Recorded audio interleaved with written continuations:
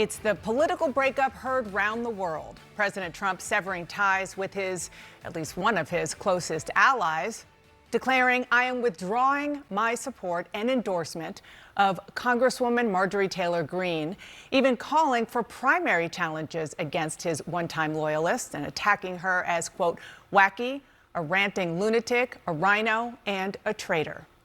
This is days before the House of Representatives is set to vote on releasing the Epstein Files. MTG destroys Trump as Trump calls her a traitor. Our response is shocking. Let's get into it. It's a stunning breach between two MAGA leaders, one of whom is here with me now exclusively for her first interview since the president cut ties. Republican Congresswoman Marjorie Taylor Greene of Georgia, thank you so much for being here. As you just heard, and I know you saw, the president says he's withdrawing support for you, encouraging primary challengers. You were one of his biggest supporters. What do you think happened here? Well, Dana, thank you for having me on, and that is true. I stood with President Trump when virtually no one else did. Campaigned all over the country, spent millions of my own dollars helping him get elected, and I think that's incredibly important. And I do support him and his administration, and I support them in delivering the campaign promises we made to the American people. His remarks, of course, have been hurtful. However, I have something in my heart that I think is incredibly important for our country, and that is to end the toxic fighting in politics. And this has been going on for years, and it has divided our country, split up friends and families, neighbors, and it's not solving our problems. The most hurtful thing he said, which is absolutely untrue, is he called me a traitor, and that is so extremely wrong. And those are the types of words used that can radicalize people against me and put my life in danger. What do you think happened? What do you think is the reason for this? Unfortunately, it has all come down to the Epstein Files, and that is shocking. And, you know, I stand with these women. I stand with rape victims. I stand with children who are in terrible sex abuse situations. And I stand with survivors of trafficking and those that are trapped in sex trafficking. Here is the massive hypocrisy bombshell in this interview. Trump thrives on loyalty. He demands it, weaponizes it, and then drops people the second they disagree. Calling MGT a traitor when she spent years defending him, fundraising for him, and burning political capital for him is straight up projection. This moment exposes something the base hates admitting. Trump loyalty goes only one direction, towards himself. And MTG calling this rhetoric dangerous, she's right. The same machine Trump built to attack his enemies is now pointed at his own people. And I will not apologize for that. I believe the country deserves transparency in these files. And I don't believe that rich, powerful people should be protected if they have done anything wrong. And so I'm standing with the women, and I will continue to do my small part to get the files released. You said on X yesterday, quote, "It's astonishing really how hard he's fighting to stop the Epstein Files from coming out, and that it really makes you wonder what is in those files." Are you suggesting there's something in the Epstein Files that President Trump does not want Americans to see? Well, I think that's the part that has so many people confused, is that the women themselves that I have talked to have over and over again said that Donald Trump did nothing wrong. Quite a few of them even told me they voted for him. And those are the women I would like to see in the Oval Office with support. I would like to see all of the women there with support. I have no idea what's in the files. I can't even guess, but that is the questions everyone is asking, is why fight this so hard? Well, before this blow-up, you sort of alluded to this just now. You said you were confident the president wouldn't be implicated. Are you still confident of that? I'm listening to the women. Those are the ones that are saying that he did nothing wrong. Virginia Giuffre even said under oath that Donald Trump did nothing wrong, and she wrote it in her book. So I'm continuing to listen to the women, and I think their voices should be the loudest. The president said the reason that you have been critical of him is not necessarily Epstein, but because he pushed you not to run for the Senate or for governor in Georgia. How and when did he do that? Well, that is absolutely not true. Actually, I never had a conversation at all with the president about running for Senate or running for Georgia. And those were decisions I came to on my own, that I don't want to have anything to do with the Senate. I think the past 2 months of the government shutdown should have shown America exactly why I would never want to be there. I think it's a very broken institution that serves the uniparty and doesn't serve the American people and how they vote. And I decided that I didn't want to run for governor this cycle either. I very much want to do the job that I'm in. Everyone else says I'm running for something, but all I want to do is serve Georgia's 14th district, and I'm very grateful for that opportunity. So he said it pretty explicitly. Are you saying he's lying, or did he at least get that message to somebody on your political team instead? That is the line that exposes the entire scandal. MTG isn't accusing him directly. She's doing something far more effective. She's asking the questions every viewer is already thinking about. If the victims saying that Trump did nothing wrong, if MTG says she's only defending transparency, then why is Trump trying to bury the files? Politically, this is suicide-level messaging for Trump. It makes him look guilty, defensive, and aligned with the same elite his base despises. MTG, meanwhile, looks like the one fighting the system. This is where she overtakes him. I'm not sure. That is untrue what he said. I don't know if he's being fed wrong information. I honestly have no idea in that area, but it is absolutely factually not true. Nor have I called him, and White House logs would prove that. His own cell phone records would prove it. I have not been calling the president, but I did post messages that I had sent to him, and that was to protect, get involved. This is important. The American people want the Epstein Files released. And, I've stood with the president. I have disagreed with him at times, Dana, and I'm allowed to do that. I think that's the most important thing we can do as Americans. And I'm urging my party. I've been putting massive pressure on my party and our speaker to pass the agenda that the American people vote for. That's the agenda that I fought for. Those are the campaign promises I made. And I can disagree with the president at times, particularly this past Monday on the Marines' 250th anniversary, when he honored the new Syrian president, who is an al-Qaeda terrorist and was wanted by our government for years with a $10 million bounty up until March of this year. I very much am against that. I think that was very hurtful to the great men and women who served over in the Middle East and were sent there, and many of them that were killed and injured and live with PTSD to this day from fighting al-Qaeda. So there's things I disagree with, and I'm allowed to do so. Well, you mentioned the Syrian leader at the White House. You've also been critical of President Trump over foreign entanglements, H-1B visas. Now he's moving military assets towards Venezuela. I do want to play something that he said this week.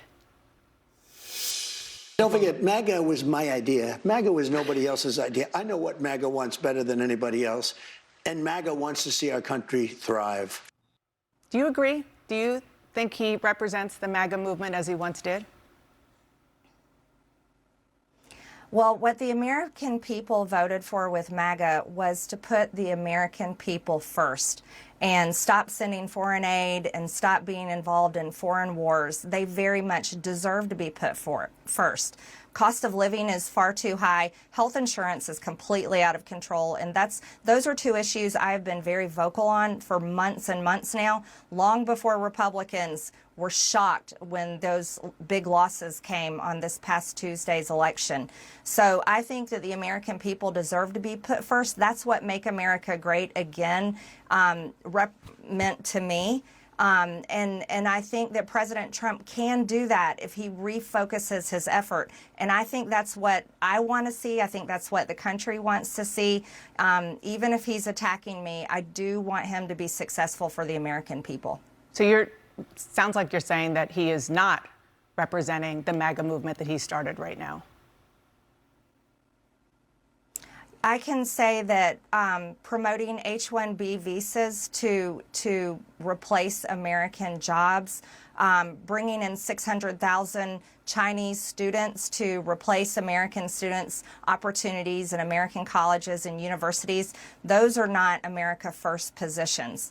And continuing to really travel all over the world doesn't help Americans back at home. This is MTG, flipping the entire MAGA hierarchy upside down. She's basically telling Trump, "You are not MAGA anymore. I am." And this is the biggest problem Trump faces in the 2024-2025 election. His own movement is outgoing him. MTG is saying the quiet part out loud. Trump's agenda no longer matches the base priorities. That is not betrayal. That is political evolution. I really, and I said this to him, and I will say it out loud, I would love to see Air Force One be parked and stay home, and there be nothing but a constant focus in the White House on a domestic agenda that helps the American people once and for all. Congresswoman, you posted on X that President Trump is, with his comments, fueling a, quote, hotbed of threats against you. Obviously, any threats to your safety are completely unacceptable. But we have seen these kinds of attacks or criticism from the president at other people. It's not new. And with respect, I haven't heard you speak out about it until it was directed at you. Dana, I think that's fair criticism. And I would like to say humbly, I'm sorry for taking part in the toxic politics. It's very bad for our country. And it's been something I've thought about a lot, especially since Charlie Kirk was assassinated, is that I'm only responsible for myself and my own words and actions. And I am committed, and I've been working on this a lot lately, to put down the knives in politics. I really just want to see people be kind to one another.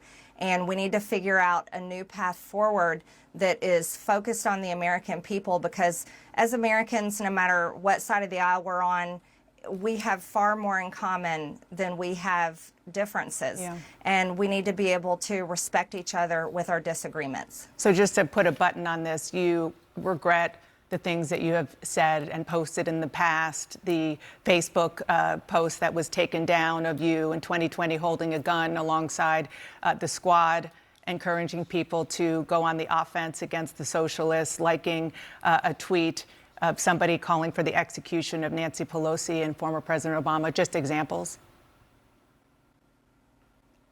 Well, Dana, as you know, and many people know, I addressed that back in 2021. And of course, I never want to cause any harm or anything bad for anyone. So that was addressed back then, and okay. I very much stand by my words I said then, and I stand by my words today. I think America needs to come together and end all the toxic, dangerous rhetoric and divide. And I'm leading the way with my own example, and I hope that President Trump can do the same. Okay, so on that, I do want to ask you about something you posted just yesterday on X. You questioned who and what country is putting so much pressure on Trump to keep the Epstein Files hidden. And you included a picture about donations from pro-Israel lobbying group AIPAC. What are you trying to say there? Mm-hmm. Well, I think it's the question that many Americans are asking, especially when we saw information recently come out in these emails that the Oversight Committee that I serve on has released. And we saw Jeffrey Epstein with ties to Ehud Barak. We saw him making business deals with them, also business deals that involved the Israeli government, and seems to have led into their intel agencies. And I think the right question is to ask is, was Jeffrey Epstein working for Israel? And I'm proud to say I don't take money from AIPAC. I don't take money from any special group of people. I'm just representing my district and the American people. And so that's what I was referring to. I just want to be clear. Are you saying Israel is pushing the President of the United States to cover up the Epstein Files? And what evidence do you have that that is the case? I simply just asked out loud, is there a foreign government? And it could be any foreign government, but is a foreign government pushing to keep this covered up? Because people just don't understand the big fight against. Well, you had releasing these AIPAC files. up there. It was pretty clear which government you were talking about. That I'm questioning that government in particular and questioning any other foreign government. Okay, when you're talking about lowering the rhetoric, which is important for everybody to hear from you and all of our elected officials, but there is some concern, a lot of concern among Republicans about the rise of anti-Semitic hard-right figures in your movement, especially after Tucker Carlson hosted white nationalist Nick Fuentes on his podcast, didn't question Fuentes about his vile language or views. You did speak at a conference hosted by Fuentes back in 2022. You were criticized, and you said then that you didn't know about his views. Well, Fuentes talked to Carlson about that in the interview. Listen to what he said. Well, again, with Marjorie, I was a friend of hers, and she spoke at my conference, and then the day after, she pretended like she didn't know me. She pretended like she didn't know me and lied and said I had no idea the conference I was speaking at. She knew exactly what it was. What do you say to that? Well, first of all, I defend every single person's free speech rights. I think that's incredibly important. So I don't apologize for that, and I don't believe in canceling people. And I think it's important for people like Tucker Carlson and yourself to interview everyone. I don't believe in trying to cancel someone by refusing to interview them and question them. And I did speak at his conference back in 2022. However, I don't know Nick Fuentes.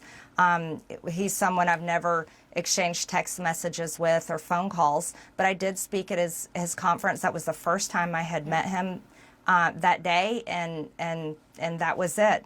But I did watch the interview. I watched the full interview with Tucker, and I admire him for interviewing many people as well as exposing a lot of powerful information. I hear what you're saying. He does on his show. I hear what you're saying about free speech. I mean, count me as guilty as a proponent of free speech.